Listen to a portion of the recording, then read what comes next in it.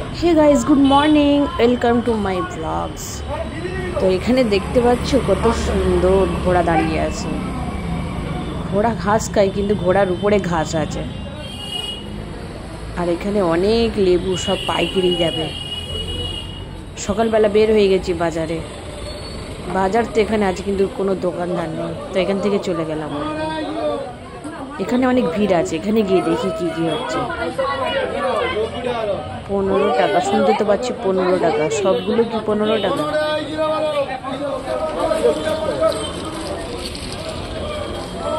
লাউ কত? লাউ জোড়া 20 টাকা। জোড়া 20 টাকা? জোড়া 20। আর ঝিঙে? ঝিঙে 500 টাকা। 1 কিলো 30। পাইকারির থেকে কম দাম। আনারস 60 টাকা না 50 টাকা বেশি। আনারস? আনারস 60 টাকা না 50 টাকা না। ধরে দেখুন আনারস না দিদি ভাই, বাঁধা দোকানে গেলে 80 টাকা পিস চেয়ে বসে আছে।